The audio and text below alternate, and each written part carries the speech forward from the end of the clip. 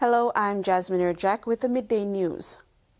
Papua New Guinea has strengthened its fight against climate change with the presentation of climate risk and vulnerability assessment training certificates in Port Moresby. 16 Department of Works and Highways officers and 2 Global Green Growth Institute staff completed the training, equipping them with vital skills to integrate climate risk into road planning and design.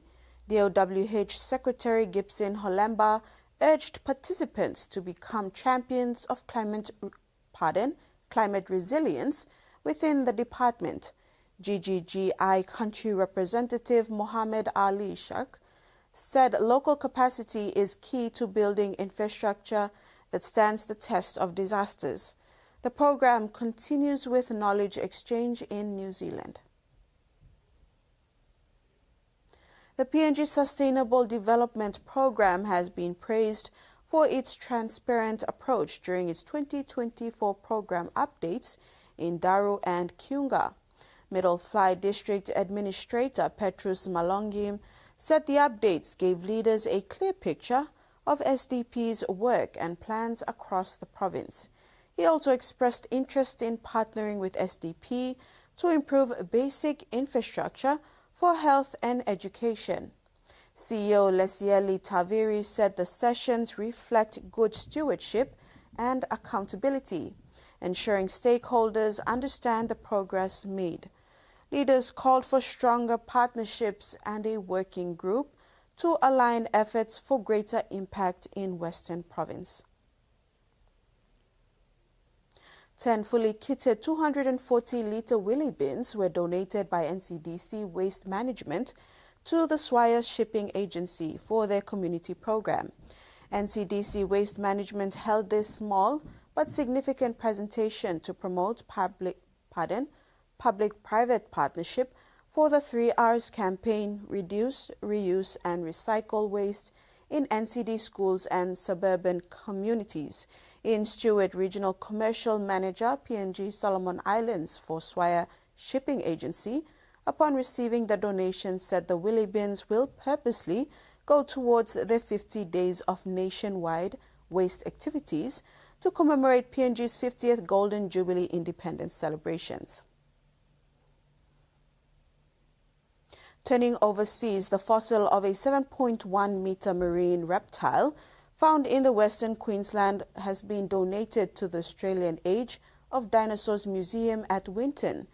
It is believed to be one of the most complete Itaurosaurus fossils uncovered in Australia. At 7 metres long, the skeleton of a 100-million-year-old marine predator is uncovered in Western Queensland. You're looking at something that was swimming around an inland sea that covered Western Queensland around 100 million years ago, and it's in almost perfect condition. This is the fossil of an ichthyosaur, a reptile that dominated an inland sea. It was found by Cassandra Prince when she was scouring her neighbouring property, Toolabuck Station, between Longreach and Mount Isa. And I found this piece of rock with a little bit of bone in it. So I was very confident that the rest of the body was down under the dirt. The ichthyosaur has been found in Queensland before, but at 90% complete, this one is a rare find. It's turned into probably one of the most complete ichthyosaurs that's ever been found in Australia. In fact, it looks like it is the most complete. We won't know for sure until it's prepared. The surface fossil was found in 2023.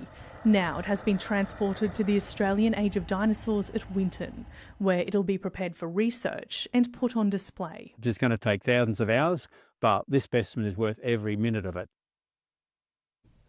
State government officials have been forced to debunk suggestions South Australia's toxic algal bloom has been caused by desalination plants, saying the theory is fanning the flames of fear.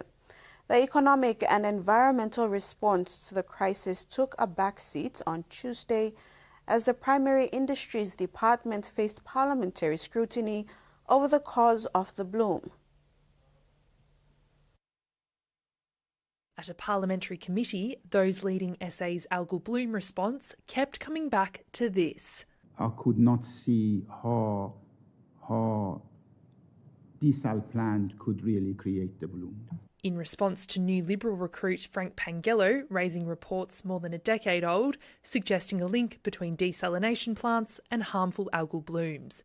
He also took aim at the Environmental Protection Authority, whose monitoring has found no connection. Doesn't know what they're talking about, okay? They don't do their own research. We haven't seen results of any monitoring that's been done. The EPA says all results are on its website, and it holds itself to the highest scientific standard. We've got confidence in saying that the Adelaide desal plant, there's no credible scientific evidence to suggest it's got anything to do with this harmful algal bloom. I have no patience for people in positions of power who choose to ignore science. As an independent, Frank Pangello often went it alone, weighing in with his own policies and opinions on a range of issues. Now that he's accountable to a major party, the government has an opportunity to wedge the opposition, putting the question to Liberal leadership, are Mr Pangello's views in line with the party's? The department head came under criticism for his response when asked about a JobKeeper scheme similar to that rolled out during COVID for fishers left without work. I thought if they are not working and they are unemployed, they can always apply through the Commonwealth system. For the dole? For the dole.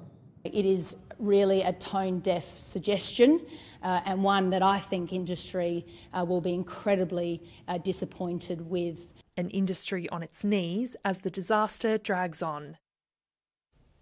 Australia has recorded its highest number of drowning deaths since records began. In New South Wales alone, 129 people have drowned in the past year. Swim safety advocates say it's a wake-up call as the warmer weather approaches. From the coast to the urban centres, it's an Australian pastime that bears sobering statistics. 357 people drowning across the last 12 months. It really is a wake-up call. The National Drowning Report shows a 27% increase on the 10-year average. Around the country, the rate of drowning deaths is still rising.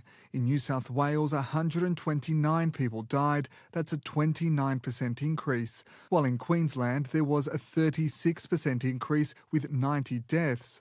The biggest rise was in South Australia, an increase of over 70%. The iconic red and yellow flags cannot be at every creek and every dam and every billabong in this country. Every Australian needs to do their part. Overall, the rate doubled for those living in areas of disadvantage. More than a third of drowning deaths were people born overseas. The work that we need to do to be able to reach people from all backgrounds and all cultures is really important. This surge is being put down to a number of factors, like the decline in swimming skills, people heading to remote and unfamiliar swimming spots, and an ageing population. 1/3 of all drowning deaths were people over the age of 65 years old, prompting major concern as the warmer months approach. We've spent a lot of time looking at our children, keeping them safe. Now we need to look at our parents and our grandparents. A call to look out for loved ones, young and old. And that ends our news update. Join us at 6 for more.